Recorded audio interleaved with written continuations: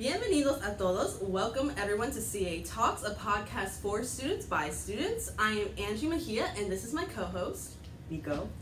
In today's episode, we will talk about the beginnings of Hispanic Heritage Month, what being Hispanic means to us, and then a fun trivia questionnaire towards the end. Let's begin. So there are an estimated 63 million Hispanics in the United States, which is 19.1% of the national population. This means that Hispanics are one of the largest groups in America, and we definitely offered a lot to American culture.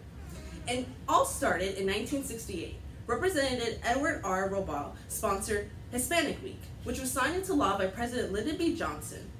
In 1988, this week was eventually expanded to a month from September 15 to October 15, that's my birthday by the way, by Hispanic Representative Esteban Edward Torres, and it was signed into law by President Ronald Reagan. The month begins on the anniversary of the Cry of Dolores, marking the start of the Mexican War of Independence and resulted in independence for Guatemala, El Salvador, Costa Rica, Honduras, and Nicaragua. And this brings us to the present. The celebration is a recognition of the significant contributions made by Hispanics to American society throughout the decades. Inventions such as the color TV, earthquake sensing technology, and the artificial heart have all been invented by Hispanics. And now, take us away, Nico. So I'll tell you some notable Hispanic American figures, such as labor rights activist Cesar Chavez, Supreme Court Justice Sonia Sotomayor, I guess, I don't know, singer Gloria Estefan, and Representative Alexandria Ocasio-Cortez, or also known as AOC. And there are so many notable Hispanic American figures, but right now I want to ask from our fellow Hispanics, which I believe everyone here is Hispanic, right? Yep. Yes. And our two guest stars, Angelica Gonzalez And Jenny Cruz. I never said my last name. Oh. So I'm gonna ask you guys, what do I want to ask you? Oh yeah, what does it mean to you being Hispanic? Or what does being Hispanic mean to you? Go, Angelica. Yeah. To me, I guess being Hispanic, it means just like having people. Okay. Like you have people you can rely on, people who like you have some sort of familiarity with. Also it means good food, like very, very good food. And yeah. What does it mean to you, Jenny? I think it also means family. Even if you're not related, I feel like language is a big part of our culture that we can all, most people can relate on, if not the ways we act or just overall different perspectives. Okay. Well, that to me. Sorry. What does it mean to you, Nico? Thank you for asking. You're welcome. Yeah, I don't know. To me, I would say honestly, Hispanic doesn't mean a lot. Wait, what? What's the point? Okay, o sea, Hispanic is an identity that's important to me because obviously, I'm Hispanic, so, but Hispanic is honestly just such a diverse term.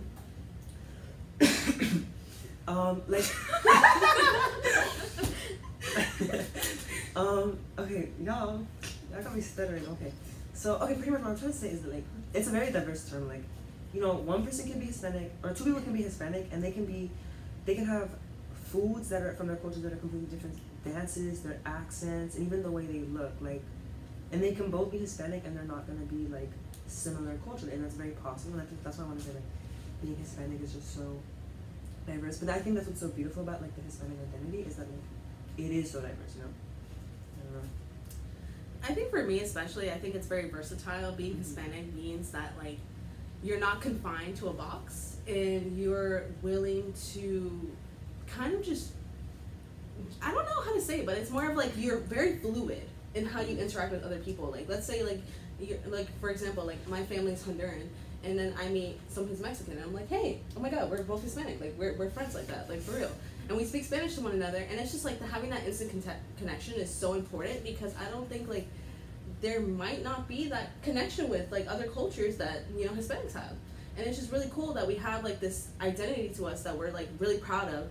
And I think it's also kind of hard too, because in certain spaces, Hispanic identities are not as represented, especially in educational spaces, and it's really important because College Academy is all about education.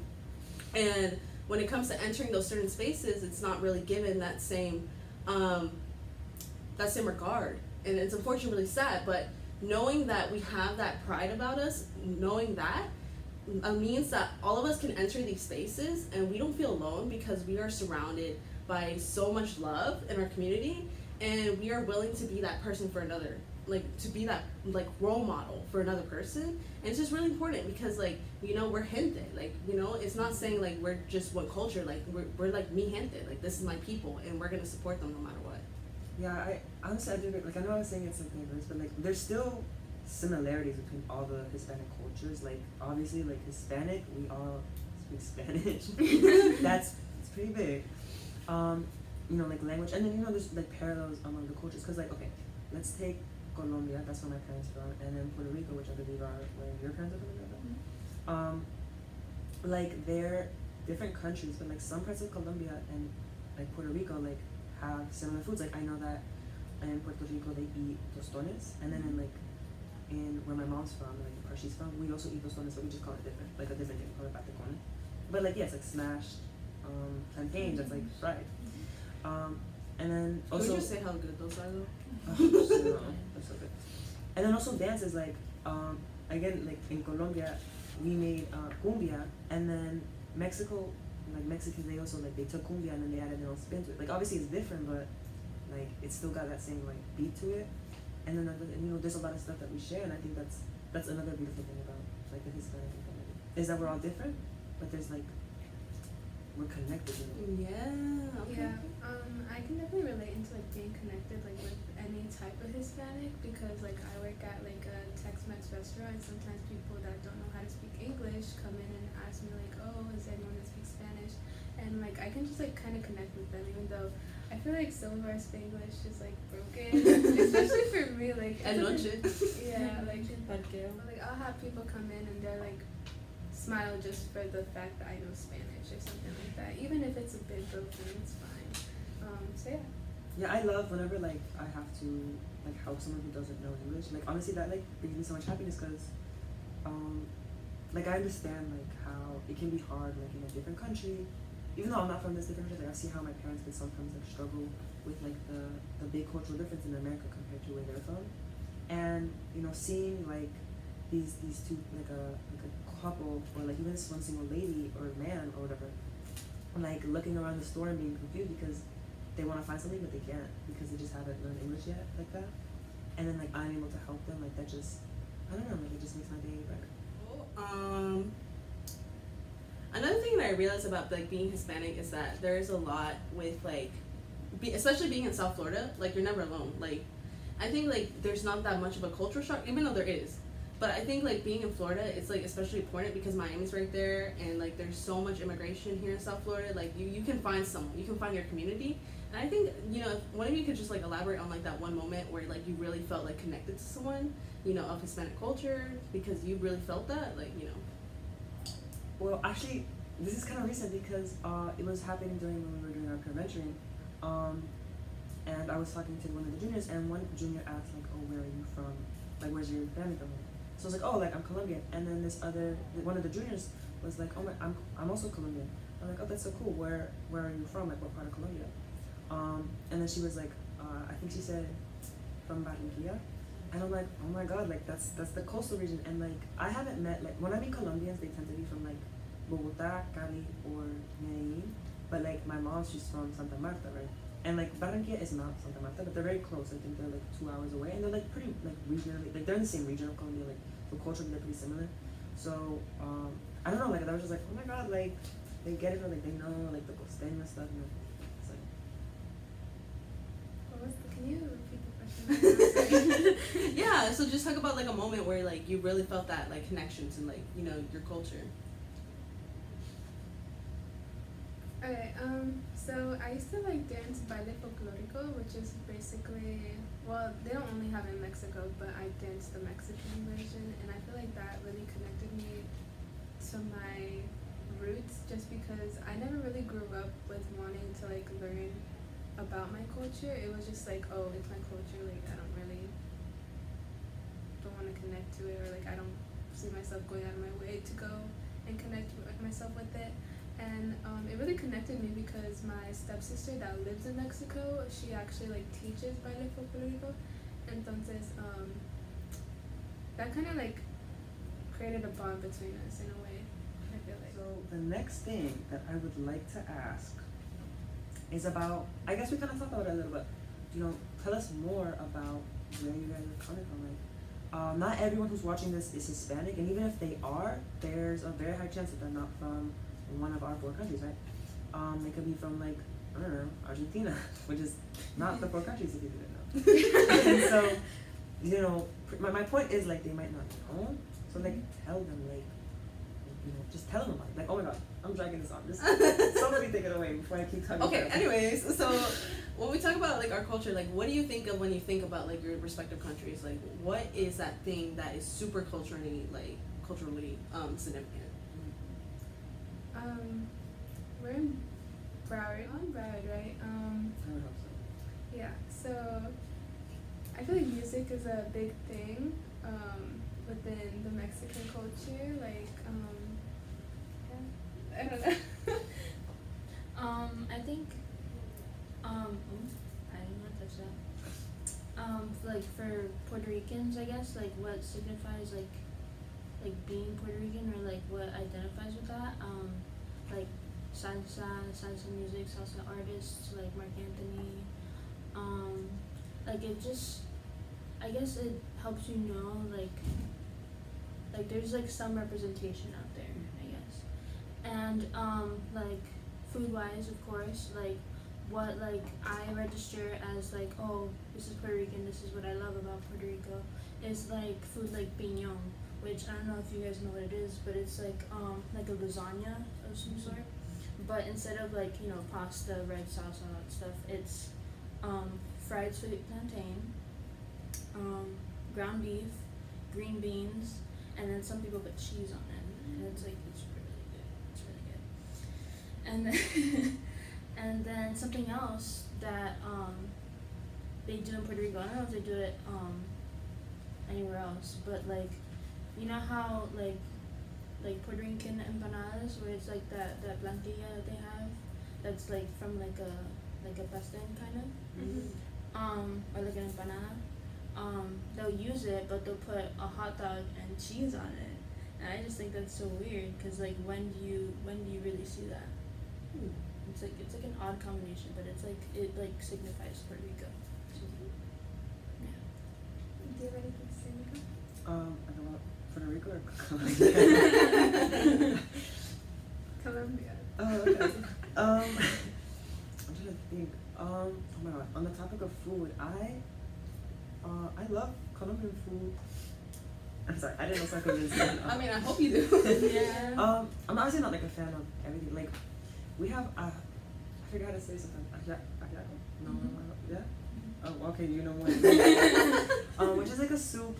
It's sometimes I like it, sometimes I don't like it. Like it depends on my mood and like the time of year and like what year and like. Okay. And like it's mostly when I'm sick is when I like to drink it, because that's like whenever I'm sick, like my mom will always give that to me. But well, not always, but most of the time. But like, you know, I'm not always feeling, you know. But like something I will eat every time, arepas. Like, Ooh, I yes. love arepas, and I love the versatility that comes with arepas, because you can do not anything. Okay, there's some things that are you should do. But yeah, arepas, I love arepas, and like I said, like I love the versatility. Trying to think what else do Colombians eat. I don't know. Do you have like any chips that are like in the Oh my like God. in Colombia? Like only in Colombia you can find them. Chips. I can't think of one off the top. We have they're kind of like chips. They're not really chips though. They're like little. They on the package it says cheese biscuits. They're called achiras. They're really good. My family just came. Well, they just left, but like they were here for a little bit from Colombia, and they brought like some snacks from Colombia. And they brought achiras and Milo, which I think most countries have like Milo is good. a version of Milo, but like in Colombia we have Milo nuggets, which are nuggets of chocolate. There's no chicken in it, guys.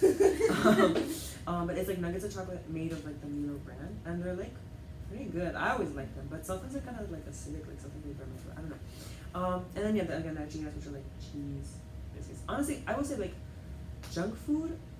is so like for like different cultures, like junk food is always so interesting because like not everyone like I guess maybe most countries have like American version or like their own versions of American stuff. Yeah. So like I think every country has like Cheetos, but like each country will have their own junk food. Like I said, like a Can we Cheetos. talk about how like in Hispanic countries the Coke tastes better? Like Oh. because of the Yeah. sugar, because it's a real Yeah. sugar instead of like actually like high fructose corn syrup or whatever. It actually tastes really good. I actually recently learned that in Mexico, they have like, what is it, I don't know. I don't live in Mexico. glass containers, I'm guessing, Okay. or The glass bottles. yeah, the glass Yeah, the glass bottles. bottles. Oh my gosh. And That how reminds me of- Mexicans they put it in like plastic bags and then they recycled the glass bottles later on. So yeah, I But didn't know that until I was gonna recently. say though that when I went to Colombia, I think the biggest thing that surprised me. I think a lot of countries do this, but that are like not America. But they had milk in plastic bags and not like cartons or something. Yeah, cause like they're like trying to save. I'm pretty sure no. Alright, No, it's like the opposite. Plastic bags. I'm not saving the earth. Never mind. It's just something But different. wouldn't it be saving the earth at some point?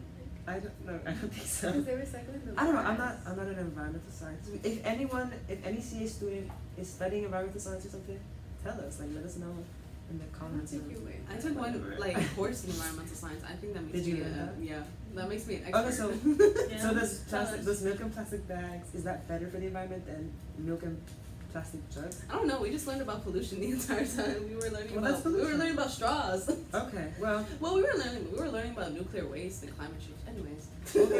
we're gonna answer one of these days. Okay. Wait, what about you and your Oh Yeah, yeah. yeah. So in Honduras we have ¿cómo se dice? Baleadas, which is really good. It's like one of like the foods that are like only like contained to our region. But you also have and this is not like only like contained to Honduras, but we have like agua de Jamaica or chata, like that's really good. We because El Salvador is right there too. We also have like a lot of pupusas and a lot of like Salvadorian culture as well. And then there's also punta, like you were talking about. That was before. That was before. That's a whole different conversation. But don't confuse, because the views are gonna be like, where's she from? yeah, and it's basically like a dance where you shake your hips like. We're gonna try to do it in the bloopers. That's a Anyways, lot. There's so we're gonna do it in the bloopers. There's so many dances that is just like shaking hips in like so many different cultures. I think it's kind of interesting. Like hip shaking is like a cultural thing, and like I think I think we should not Shakira demonize it. invented Let me tell you, I love it. Shakira, like Stop.